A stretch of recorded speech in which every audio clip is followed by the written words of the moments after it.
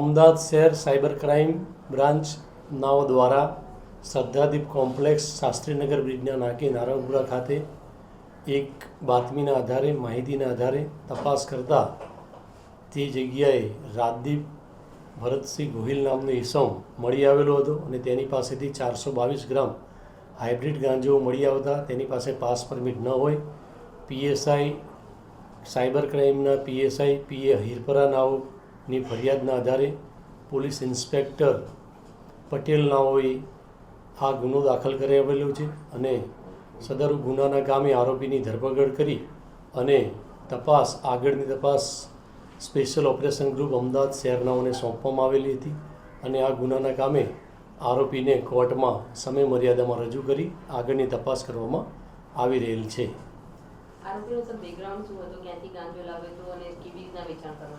આ કામનો આરોપી જે છે તે મૂળ ભાવનગરનો વતની છે અને છેલ્લા 7 મહિનાથી અમદાવાદ શહેરમાં રહેવા આવેલો છે અને તે રેપિડોમાં ડ્રાઇવિંગ કરવાનું હાલ પ્રાથમિક પૂછપરછમાં જણાવે છે અને તેને મિત્રો દ્વારા એક ઈસમ સાથે સંપર્ક થતાં તેના દ્વારા જથ્થો નાર્કોટિક્સનો મંગાવતો હતો અને અમદાવાદ શહેરમાં છૂટક વેચાણ કરી અને પોતાનો આર્થિક લાભ મેળવતો હતો.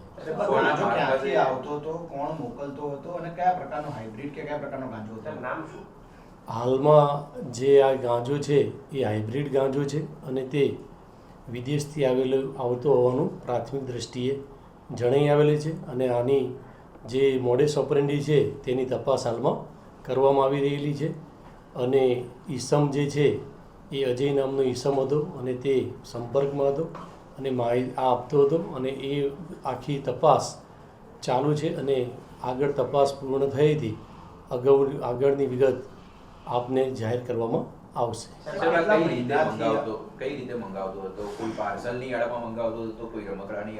આ સ્નેપચેટના માધ્યમથી આ ગાંજો મંગાવતો હતો, ઓર્ડર આપતો હતો અને એને માલ મળતો હતો.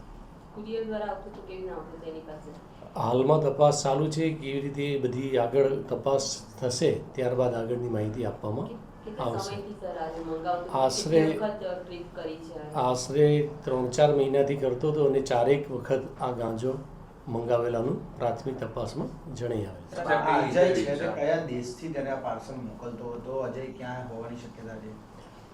સ્નેપચેટમાં આરોપીની પૂછપરછમાં વિદેશના લોકેશન આવતા હોવાનું પ્રાથમિક દ્રષ્ટિએ જણાઈ આવે છે.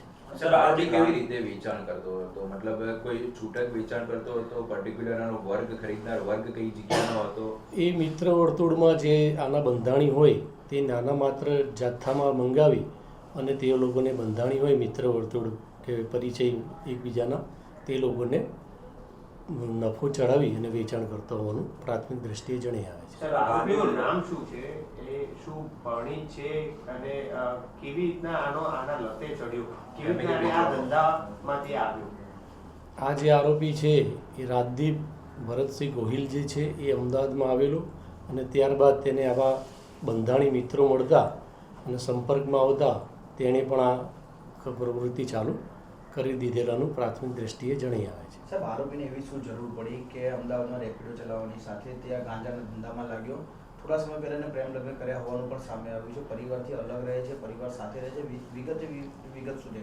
આ કામનો આરોપી છે એ ભાવનગરથી એના પિતાજી ગુજરી ગયેલા છે અને અહીંયા રહેવા આવેલો છે અને અહીંયા આવ્યા બાદ તેને આ મિત્ર વર્તુળમાંથી ગાંજાની માહિતી મળતા તેમાં નફો વધારે મળે છે, જેથી આ પ્રવૃત્તિમાં સંડોવાયેલો હાલમાં જણાઈ આવે છે. સર, ગાંજો ખરીદતો હતો તેના બાદ જે પૈસા છે ઓનલાઈન ટ્રાન્સફર કરતો કે અન્ય કોઈ મારફતે ટ્રાન્સફર કરતો? એ જુદી જુદી રીતે અહીંયા રોકડમાં ધંધો કરતો હતો અને એને જુદી જુદી માધ્યમથી પૈસાની ચૂકવણી કરતો હતો.